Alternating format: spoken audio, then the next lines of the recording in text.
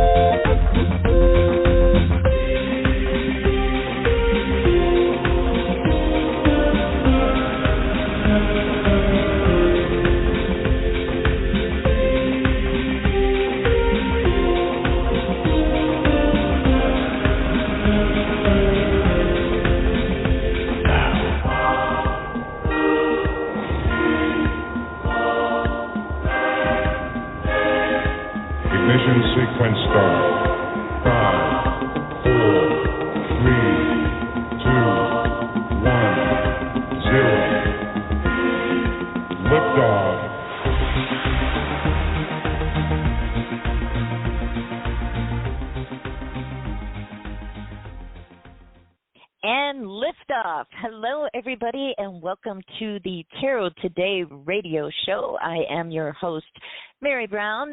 My co-host, Dax Carlisle, is not able to be with us today, but we have an exciting guest on later on in the show, and it's going to be a lot of fun, and I hope you all are joining us also in the chat room. You can find that by going to thetarotguild.com/chat. We're also a live call-in show. We take calls at the end of the show. If anybody wants a free mini reading, the number to call is 714-816-4628. Be sure to press the number 1 on your dial pad because that raises your hand so we can find you on the switchboard. This show is sponsored by the Tarot Guild, the international organization for tarot lovers, students, and professional readers since 2004.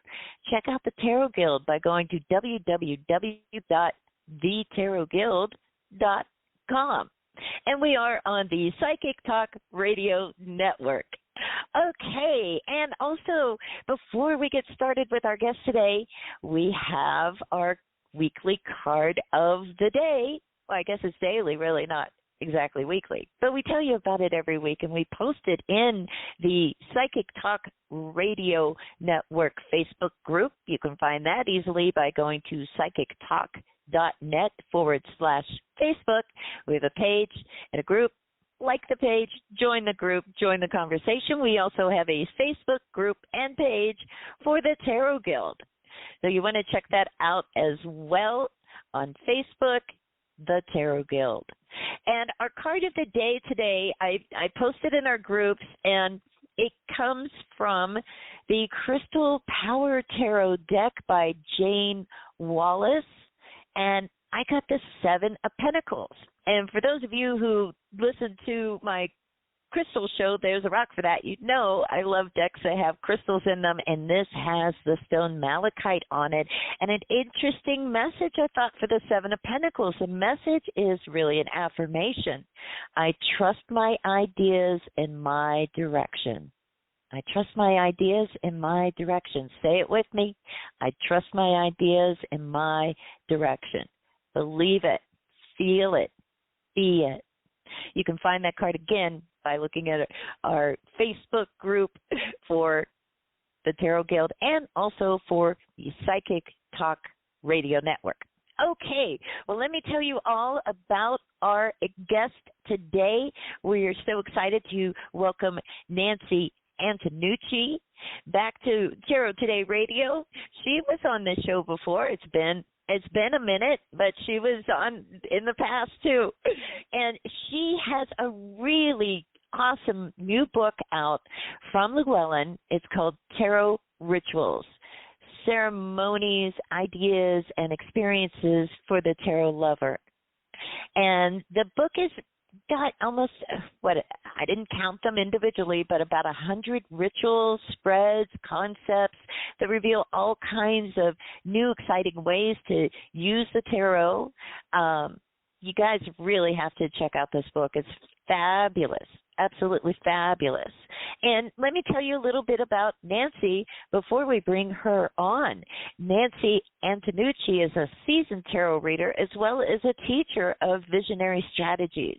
Her innovative take on tarot makes her a highly sought-after teacher and presenter around the country and internationally. Her first book, Psychic Tarot, is a combination of her teaching and mentoring, practical know-how, and unending passion of tarot.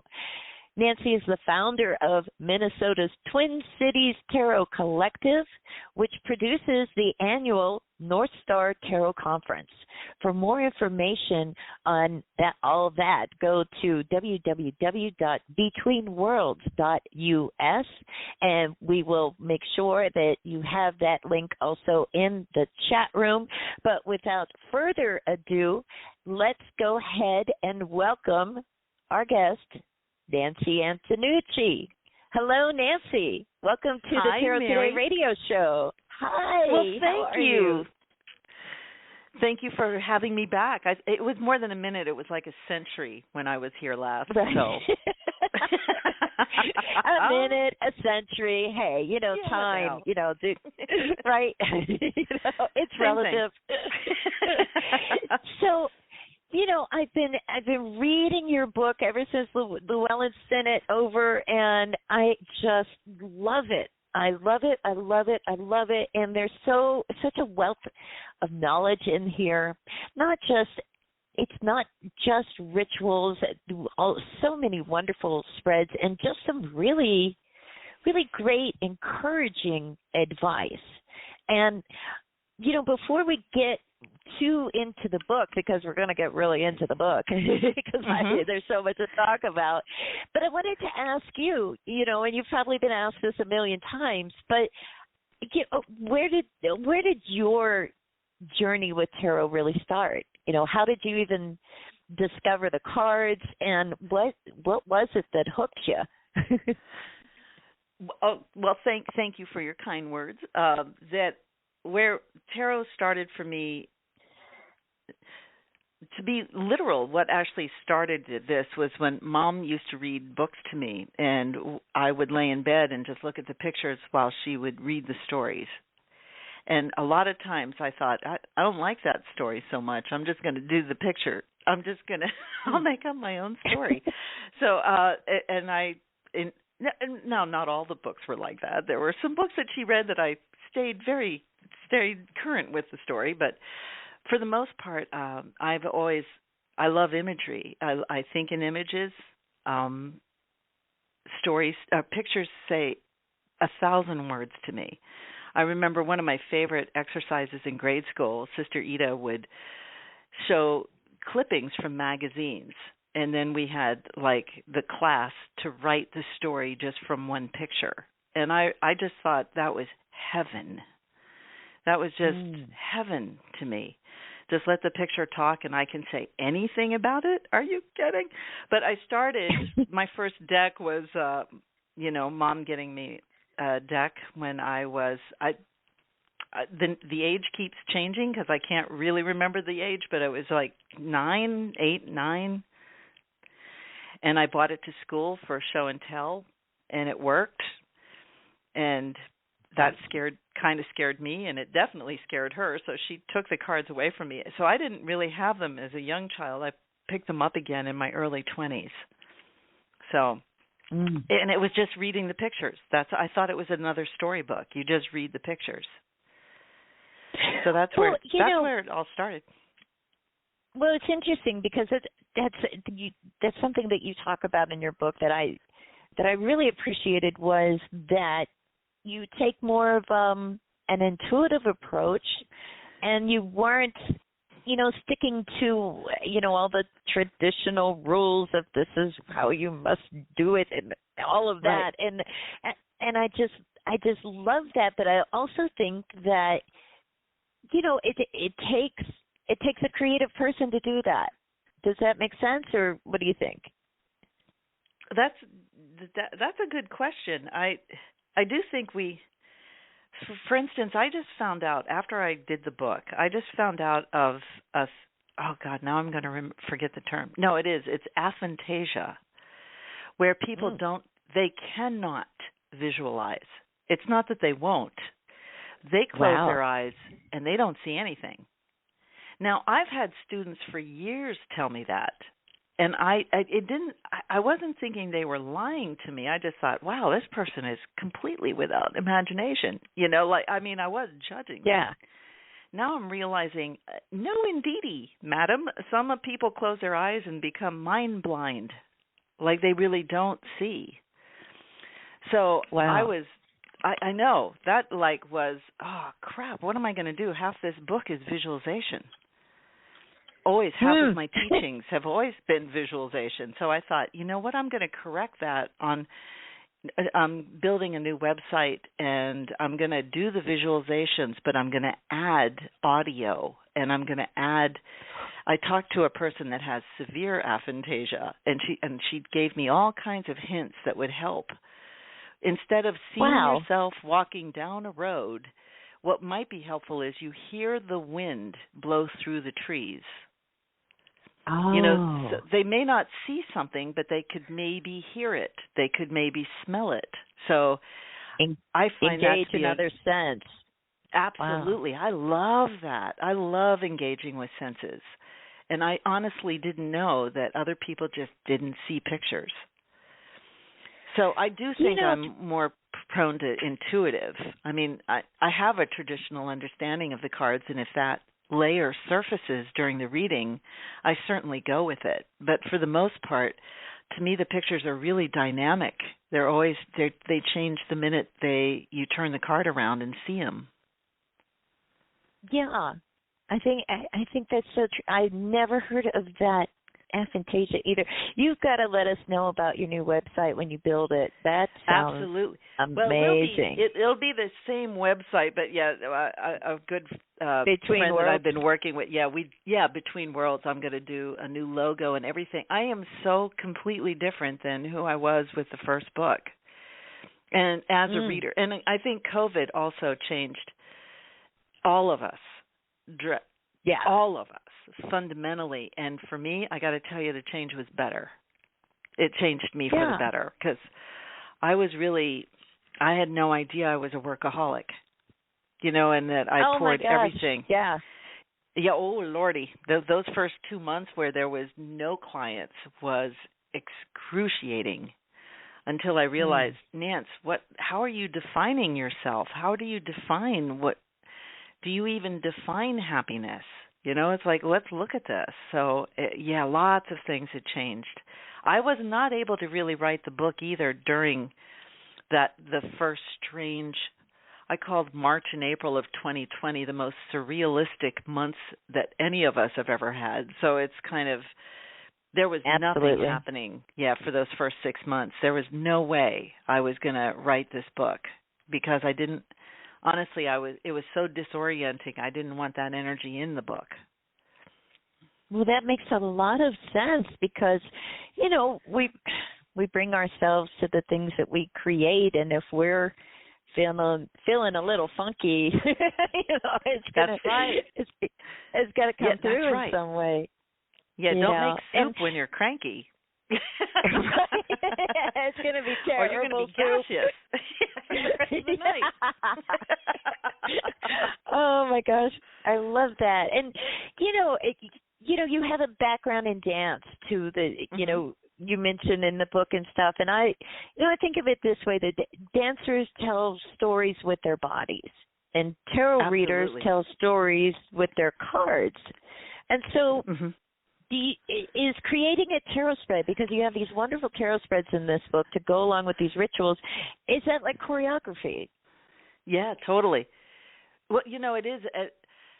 Sonia Choquette said that we should call intuition pattern recognition. And I thought that's exactly what it is. And that's all. And I've not only was a dancer, but primarily a choreographer. I always liked, of course, making my own dances. So I've always kind of done that. No matter what industry I'm in, I just do it my way. and I love that. Aries, yeah. But the choreography is finding patterns. What are the patterns of the bodies? What are patterns in the music? I love finding patterns.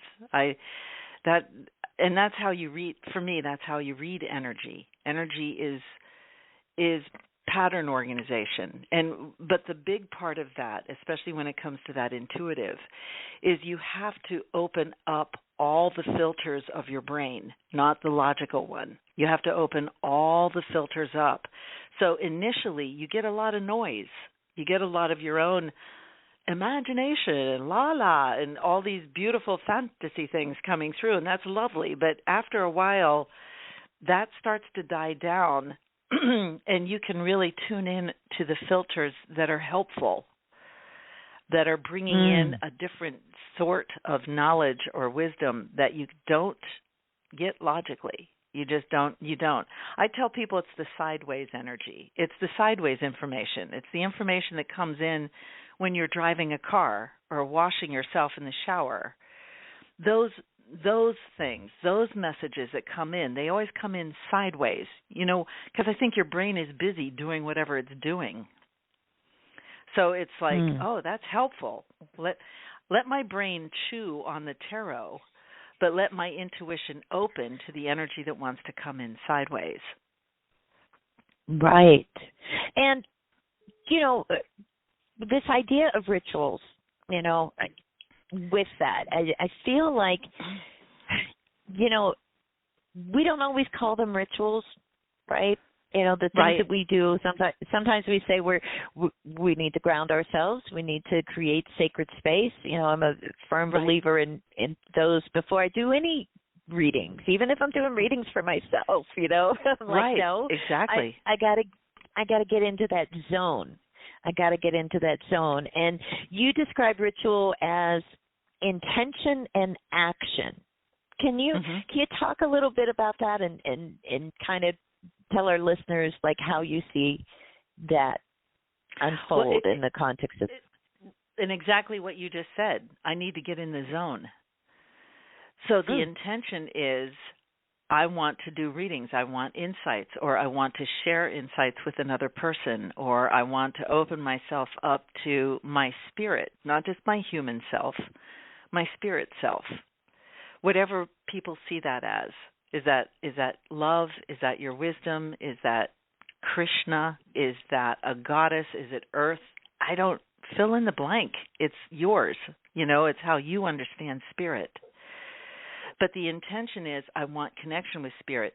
The action is all the things you're going to do mindfully to get there. And one of those is grounding. I mean, that's essential to be in your body, not out of your body.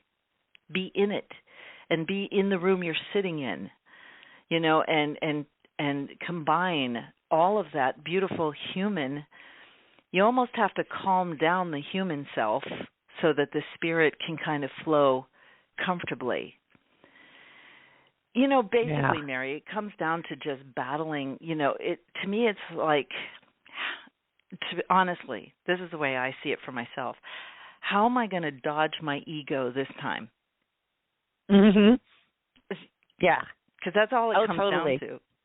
Because if I go in there with ego, I'm going to not only judge them, I'm going to judge me. Yeah. And so and ego doesn't go away. You just need to, there's some creative tricks with ego. Like one of them is, first of all, for me, the most horrible character I've ever met in literature is that horrible cook in Alice in Wonderland, that Duchess, that ugly, that's horrible, that horrible. And she's disgusting and terrible. mean and unbearable. And that's my ego. I made her my ego, and when I start reading, sometimes I'll just turn her into it like an inch big. That's all. She's not going to go away. Right. She's just not going to have control. And then my spirit can come in. Difference. Yeah, that makes a lot of sense. I thought of it. I thought of it as leaving your ego at the door. So I think of it as like I have an invisible umbrella stand, that I should put my ego in. Oh, and I love that. Go into my room. It's like I've got the big ego umbrella. I'm going to close it down, put it in the stand. But yeah, I think that's so important that we have something that we first of all recognize that can even be an issue, and that it can derail everything. It can derail a reading, all of that. Totally. And but I mean, you really do first need to really, in my mind, it's like, well, then claim being an energetic being. We are human. Amen. And we are spirit, but no matter how you look at it, the way I stir that pot is like, no, you're energetic. And how do you deal with your energies? And how do they deal with you? Like, which ones are you managing and which ones manage you? There's one thing that, and I'm not going to blame or shame anyone, but I've seen readers that are the fixers. Oh, you're going to sit down at the table and I'm the wise one, and I will impart the wisdom of century-old tarot for you to finally know where the fuck you're going. And it's like, you know what? Yes. Shut up. Yeah, because it's scary. We're not fixers. I'm not any wiser than someone who doesn't use tarot cards. It's just that it gives me road posts. It helps me know that the flow that I'm feeling is I'm on the right road. And every once in a while, when I pull cards, they'll go, nope, you're going the wrong direction. You want to go over there now. So it's sure. I do have one great story though. The one is that I never pulled the cards. I sat there with a client, and there was just the cards were sitting between us, and I started asking her some questions, and then just the energy just started flowing. And she just, at about 10 minutes in, she goes, "Are you going to use the cards at all?" And I said, "I am." I am using them. They're right here. Yeah, they're right there. They're giving me everything I need. I just I don't maybe have to look at them right now. Now that was unusual. That doesn't happen very often, and I have had people say, "Nance, you're so psychic. Why do you even need cards?" And I'm like, because I get tired. I like cards. Cards are like my horse. Otherwise I'm walking that road. Oh, exactly. And I think also it's kind of an interesting thing, sometimes it feels almost like they're like a portal in a sense. Oh, yeah. Oh, totally. So you feel like, even if you're just there, and then sometimes, I don't know if this happens to you or not, but you'll be talking to somebody, and maybe it's not even in the context of a reading, but like, a card will pop into your head. Like, oh my gosh, this is such a 5 of Cups moment for this person. Like totally. You feel that energy all the time, and so it is kind of, I don't know what do we call that? Well, you know what? You know what it is? Tarot is a language of energy. I like that. It really does. In fact, that just came to me right now, and boy, am I going to write that down. I am writing it down. Yeah, really. Damn it, man. It's hard to talk about some of this stuff, but it is the language of energy. And lately I've been feeling like the 78 cards are like classrooms in how to be a great human. And it doesn't matter if that classroom, if you're a third grader or if you're a PhD, you're still going to learn something from that classroom. So I've been kind of playing with that idea of, because I do think we're in a place right now where what does it actually mean to be human? And I'm not just saying that to be trippy or profound. Right. I'm serious. It's like, wait a minute, do we work together? Are we one? Are we a collective? Who are we? Who are we, and what are we going to do? And this book was a huge response to helping people kind of empower themselves, because that's That's what I want. Yeah. That's what I want, to feel holy. I want to feel loved, and I want to feel powerful. And I want all three. I don't want to sacrifice one for the other. You know, so it's kind of like, how do I help my students and clients do that? This book, I've got to say, and I don't know if Llewellyn's going to be way happy about me saying this, but it's not for everyone. It's not for everyone. This book will find the people that need it. And I do actually also think it's going to take time. You know, it's not going to be a big splash. I wish it was. I mean, my first book was like, boom, that was a big splash. That was lovely. Not this one. This one is like a river or I don't know. Go ahead. What were you going to say? Well, you know, I think, you know, I think part of it's the title, right?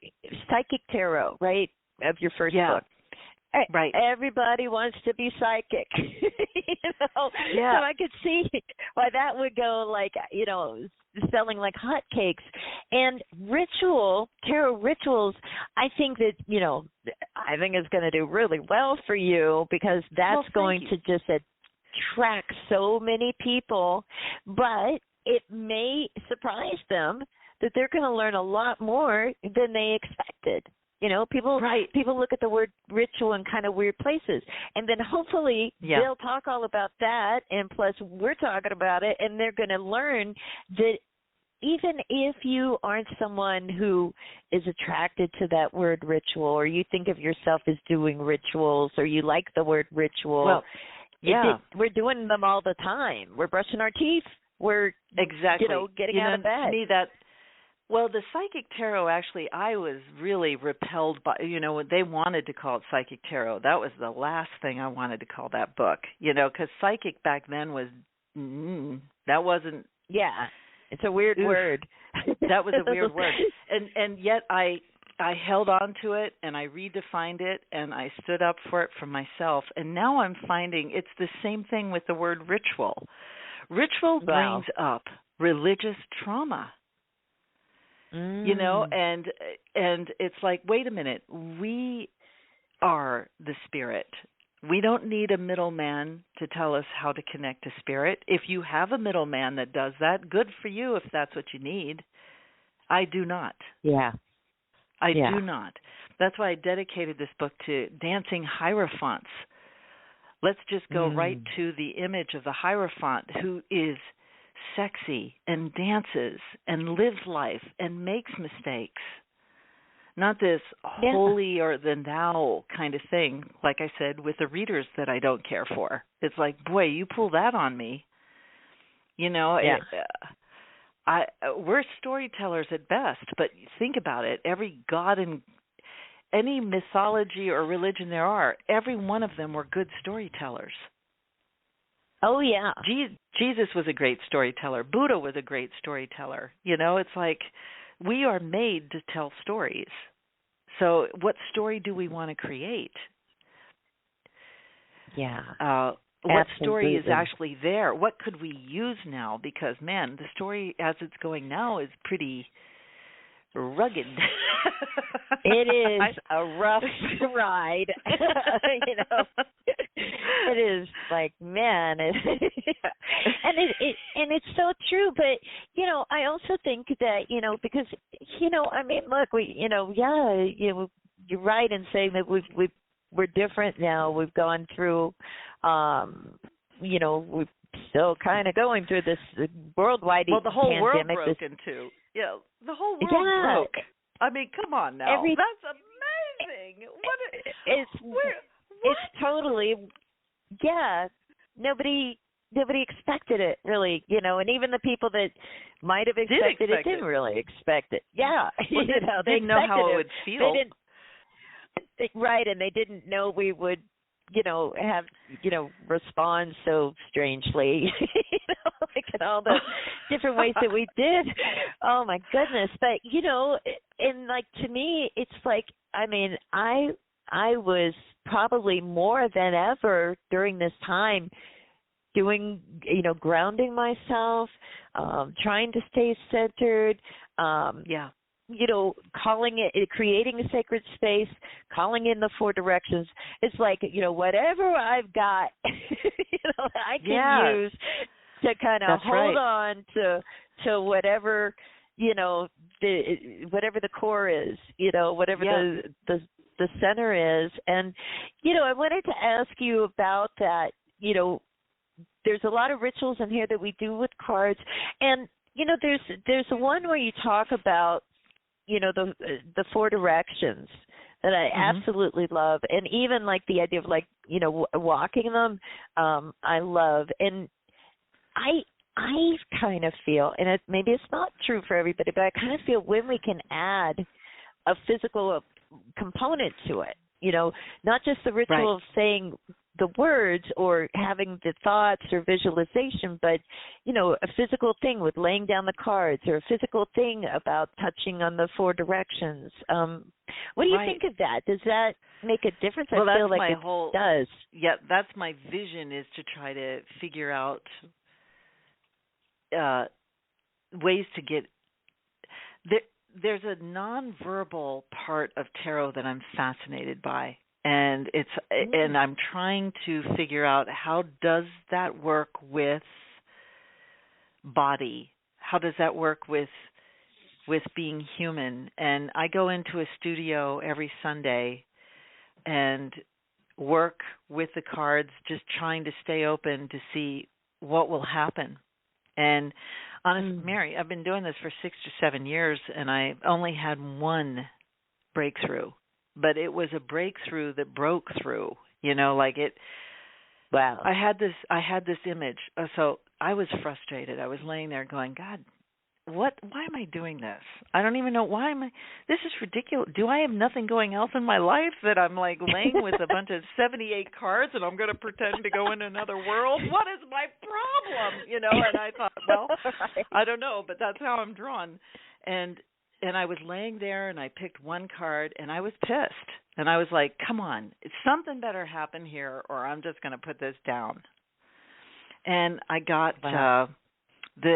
I held the card. I didn't look at it yet. I held the card, and then all of a sudden, what I could envision were these big, beautiful, like a plaza, started to move into the center of the room, and I recognized it. And then I saw little flowers, and I went, "Holy shit! This is the Six of Cups, the Rider-Waite Six of Cups." And it was the plaza and the heart and the cups with the flowers, but not the little people. And in fact, I didn't, to be honest with you, I didn't even really want the little people, because I thought, they don't know what we're going through now. Those were people from the Renaissance or earlier. Hey, I'm dealing with fracking and global change and greed and fear. Well, we had that in every century, but at this state, it's like, no, I don't want to catch up some medieval mind to where I am right now. I want, what do I want here? And what I paid attention to was how wonderful everything smelled. It was like, that was Earth when she was younger. And there were ways that we could see and smell that just don't even exist anymore. And it was Earth when she was young. And I thought, wow, is tarot a portal to Earth somehow? But that's as far as I got. But that's when I realized, wait, there's some ways that the energy could move here that might be helpful somehow. That's one reason I wanted to put a ritual in there about connecting with the different turns of the seasons, because the earth rhythms are the most fabulous ones. They're the strongest ones. Now, granted, they're changing, and there is grieving with that, and there needs to be grieving with that. I was trying to figure out a really good grief ritual, but I thought, nah, it's still too close to me. I can't be objective enough to... And if I did a grieving ritual of Earth, I would want to do that with at least 50 people. That needs to be a group thing. I would not want to do that one by myself. But I wrote, and I channeled those. I just those aren't rituals that I do all the time. These rituals were literally, the seasonal ones were actually written for this book. They were channeled for this book, and I was out in the woods getting the moon and the stars and the fireplace and the winter. Earth was talking to me, and I just said, okay, you're going to have to help me with this, because what would help them? What would help us? So, and that was hard to write, because I thought, am I allowed to do that? Am I allowed to write something that I don't do for like 500 years of my life? And right. I thought, you know what? I already wrote a lot of those, so I'm allowed a couple new ones. Of course. I gotta keep myself occupied. Well, right. And isn't there also a reason for having that experience, for that coming to you? I mean, it seems to me that, you were the person who was supposed to write that. Yeah. Yeah, because it's like a gift. In fact, Mary, if you don't mind, I would love to read. I said I was the just other going to day, ask you if you could share it. Yeah. Oh, totally. I was thinking the other day, because I'm doing interviews now and just trying to talk about it and try to get the book to the people that really need it, and and that really are ready to bring their magic to a new level, that really want to be in the world and bring a creative effectiveness, whether it's for the rest of us or just for yourself. It doesn't matter, because it still works the same. So how to get, excuse me. And I thought to myself, with all these interviews, it's like it's flattering that people want to talk about me and my career and everything, but it's really the book that, like, I'm the messenger. Yeah. I would like to focus on the message. So I started writing my own questions, like, well, what do I wish someone would ask me? And one of them was, I know, I was like, I'm pretending. What I would like someone to ask me is, what was one of my favorite parts in the book? What was one of my favorite ones to write? And it was the Yule ritual. So I'm just going to write. Now, what I did with all the rituals, I actually call them like suggested rituals. Everything, to me, as far as I'm concerned, magic, mystery, unfolding the potential, is all based on intention. What is your intention? What do you want? Why do you want it? No judging, no shaming, no blaming, but complete clarity about your intention. No curious, like, oh, let's just see what happens. No. Don't do that. Yeah, no, don't. I never enter any card reading casually. I never just flip them around. Because it's like, oh no, oh yeah. I mean, I did when I was younger, and that came back to bite. So it's like, okay, no, I'm not going to do that again. But to me, the rituals then are really, I try to help people really find their intention of that. And then I'll give them like a journey that they can do that hopefully helps them clarify their intention even more. So hold on just for a minute. I'm going to see where I should start, because I don't really need to read this whole thing. Excuse me. Okay. Yeah, I am going to read the whole thing. I'm good. Okay. Go for it. So if you can. Now, those with aphantasia might just want to gaze softly at something. So you're not going to close your eyes. Those of us that, can easily visualize or would like to do a little journey, a trippy journey, you go ahead and close your eyes and just find a really comfortable place to sit, or preferably lay if you can. So this is the Yule Journey, and the Yule is around, it's winter solstice. It's the new light. It's like December 20th to the 22nd. So this is the journey I have for the Yule, and it was my favorite one. When it came through, I just thought, wow. Okay, hold on. I'm going to drink some tea here. I just asked Llewellyn, if this book goes audio, I would really love to do the visualizations, because personally I don't think anyone can do them like me. So I'm the creator of it. So I know. Yes. Well, if not, Llewellyn, I'll do it on my website. That's right. Yeah. First of all, okay, yeah, anyhow, the Yule Journey. So I awake standing at the edge of a forest. It is dark, and the stars are many and bright. The moon shines enough for me to detect a path to walk. I am led to a rocky terrain exposing a number of openings of caves. I enter one cave that seems to call to me. I enter complete darkness. I sense my way to a place deeper inside. There is one lit candle. I sit down near it and take in the rich stillness. I become aware of images that seemingly dance on the cave walls. They are stories of light overcoming darkness.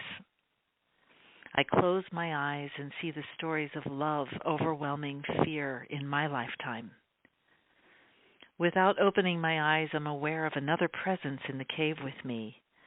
It is a holy being. I open my eyes to see the major arcana chosen as the still point. I receive communication from this spirit. They motion for me to read the wishes of the year to come. As I read, some wishes cause the candle's light to expand or lengthen. This divine ally speaks of these wishes as they progress right now. I feel as if I'm hearing my own future script. I'm able to see glimmers of this vision.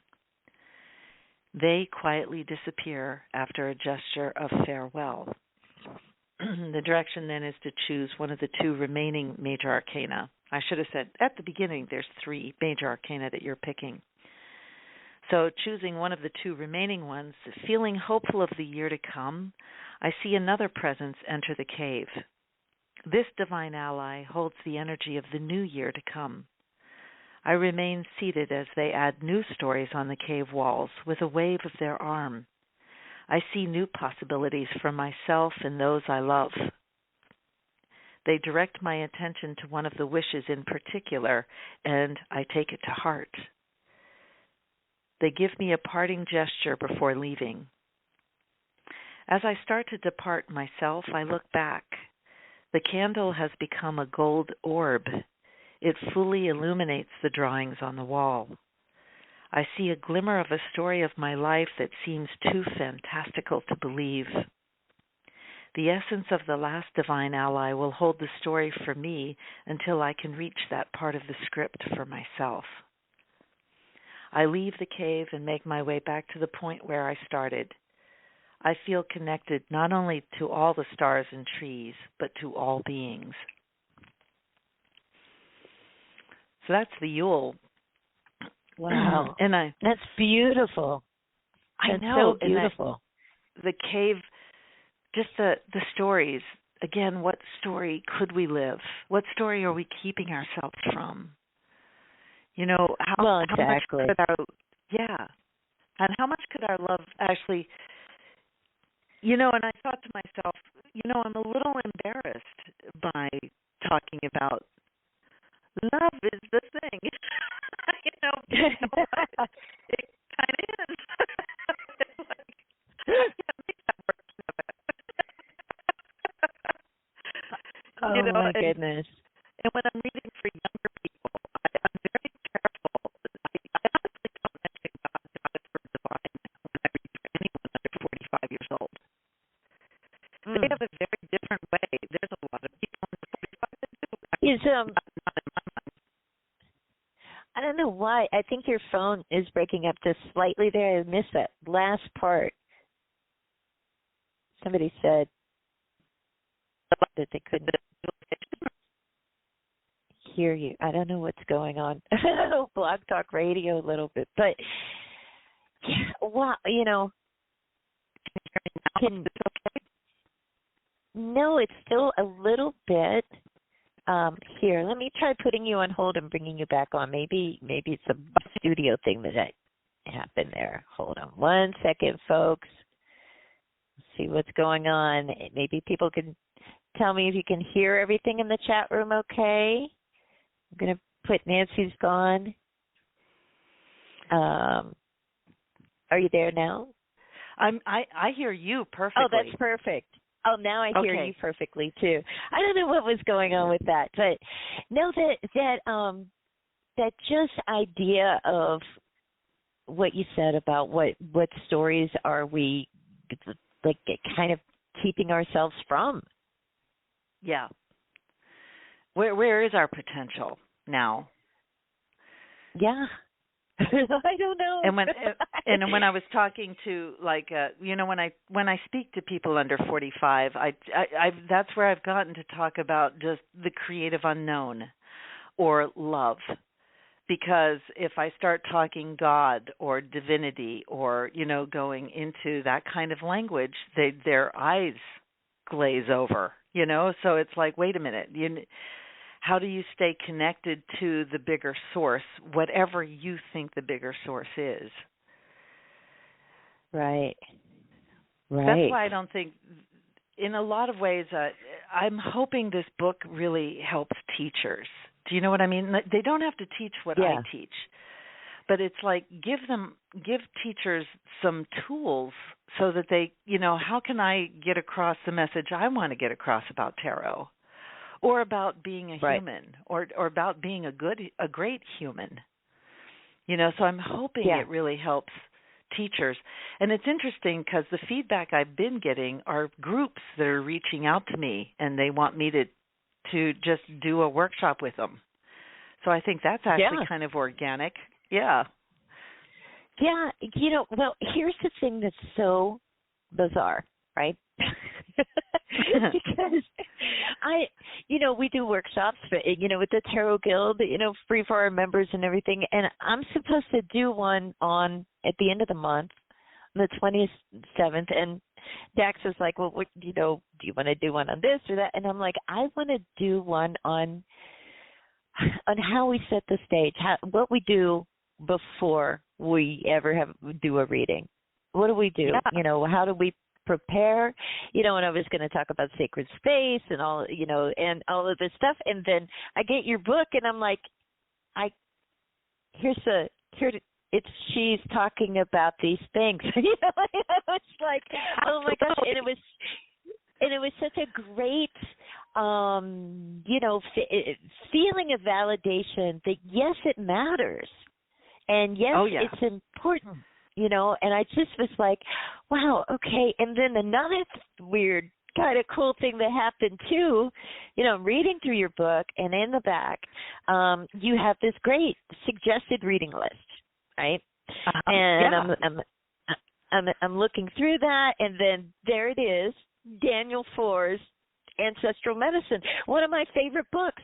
And I love his teachings, and I even send him a little message. I'm like, oh my gosh, your book is mentioned in Nancy's book, and I'm interviewing Nancy. And he's like, I met Nancy once. She's really cool. It was just like, really? Click, click, click, click. Those journeys. Oh my God, those little journeys in his book. Yeah. Are amazing. They're amazing. He's totally. That is beautiful. It's just full of very classical exercises. So when people say, Nancy, can you teach me to be a witch? I'm like, no, but he can. Yeah. And that's that Psychic Witch by Matt Oren. Matt Oren. Right. That's another one. You've got to work it. And his main tenet, which I absolutely love, is you need to meditate. Yes. You need to train your mind. You have to. Yeah. You have to. How do you get anywhere? How many tarot people do you hear saying that, though? Not many. These days, none. I don't hear anybody. It was like the very first thing that I learned. It was kind of a thing, and people have funny feelings about meditation. And it's not like, it's not like it was in, the old days. It's not like you have to do TM. You don't have to do transcendental meditation. You don't have to follow all of that, but you gotta find a way to get in that space and quiet it down so that you if can you don't deal hear with your monkey brain, your monkey brain is going to deal with you. Oh, yeah. Yeah. You know, and if you're having a lot of doubts when you're doing a reading and you're feeling lost for someone else, you're like, I don't know if I'm going in the right direction at all. I don't know what these cards are saying, dooty-dooty-doo. And I would say right off the bat, geez, did you ground before you came in? Yeah. You know, because your monkey brain like is taking over. Yeah.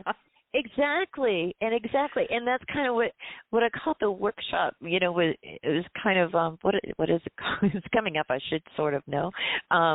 It's called like setting the stage. I don't remember. It's like setting the stage.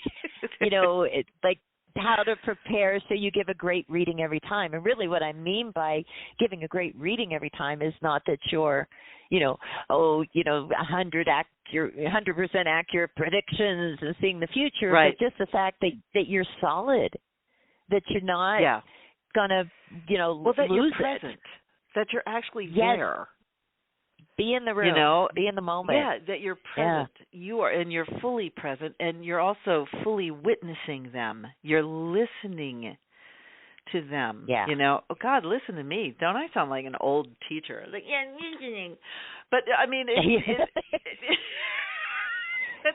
listening is you're like listening. But it's like what, 70%? Because I think what happens is. And it happens in conversations even, right? It happens, during readings too, where somebody sits down across the table from you, and I've seen readers do this. I think I've had readings where it's done, where you sit down and, you start to tell them, the question that you have, and they interrupt you. They already know it. They're like, and then they're gone like 5 miles down the road in the wrong direction because it really wasn't where you were because they weren't listening. And like, how can you, as a reader, if you're not listening, and it's not just listening to the words people are saying. Sometimes it's the nuances, it's the emotion in the way that they say it. Do you know what I mean? Does that make any sense? Well, totally. I mean, to me, there's 4 of us in a reading. There's my human self, my spirit self, their spirit self, and their human self. And I definitely listen to the human self, but I don't trust the human self. I'm going to trust their spirit self. Yeah. Yeah. And so spirit self that knows what's going on. Yeah, really. It's like I'm trying to in my mind, in a reading, what I'm doing in a reading is trying to interpret or just be a phone operator for their spirit. And I totally believe this, Mary. I am not going to say anything to you that you don't already know. But a complete stranger affirming a message that for some reason you're not listening to is that's kind of whack, like... That's kind of weird. Yeah. But, we're going to do it anyhow, and try to do that with as much neutrality and compassion as possible. Yes. One of the hardest things for me to learn as a reader was to realize that there are no good or bad circumstances. Everything is. Now, really, not that I would read that somebody would have 5th stage cancer. I have had clients tell me they have 5th stage cancer. What can they do? And I've had to enter into that in a neutral place. Their spirit knows exactly what they're doing. I don't know what their spirit's doing, but I can speak of the patterns I'm seeing. So there's no good or bad. There's no good or bad. It's like their soul has a path, and you cannot know where it's going, but you can help them feel more present in the one they're in. It's like the biggest question I always have, which makes me sad, is, am I on the right path? And it's like, I just want to say, honey, wherever your feet are is the path. Now, did you want to take that long country road around the mountain, or did you want to take the shorter road? That's different. Right. We can talk about the road. Choices. Yeah, that's right. But your feet, you are exactly where you need to be right now. Yeah, you can't be anywhere else. Right? Exactly. If nothing else. Yeah. We've got that part figured out. Oh, my gosh. Well, this has been so much fun. You got to come back on the show. And, yeah, if we can hit you up for a workshop, too, like all those other groups, we'd love to. Let's do it. Let's drive this car. Excellent. Yes, let's drive it. Oh, my gosh. Thank you, Mary. Thank you for having me. Oh, yeah, and thanks so much for coming on. And everybody, Tarot Rituals is the book. We'll have links out there. We'll make sure that everybody that can hear us knows about it. Okay. Thank you so much. Thank you. Have a great one. Bye-bye. Okay, sweetie. Bye-bye. Bye. Oh, my gosh, that was so much fun talking to Nancy. Nancy Antenucci, folks. Wow, she's amazing. And, again, the book is Tarot Rituals. So much good stuff in there, so many great tarot spreads and just information about the cards. There's a ritual in there for every one of the major arcana cards, and so many great things. And there's also so many great things happening here on the Psychic Talk Radio Network. Let me tell you what is coming up this week. We've got our next show, which is going to be Monday, February 21st at 10 a.m. Pacific, 1 p.m. Eastern. It's the Wisdom of the Soul show with your host, Janice Fuchs. And just in case you're wondering, Spiritual Guidance Radio with your host, Catherine Hahn, is still on break, but she's coming back with new live episodes on Monday, March 7th. And then I'll be back next Saturday, February 26th, and Dax Carlisle, my co-host, will be back as well for the Tarot Today radio show. It's our Psychic Spin segment and open lines and free tarot mini readings, and that'll be a lot of fun. And then on Sunday, February 27th, it's the Magic Universe show with your host, Sharona Rapsick. She will have on her special guest, Victoria Constantino, to talk about Tarot by the Moon. Do you want to make sure you don't miss any of those great upcoming shows? And you can find all of those listed by going to psychictalk.net/upcoming. And you'll see them all listed there, and we update it, and it's a terrific way to keep up with us, keep up with the Psychic Talk Radio Network.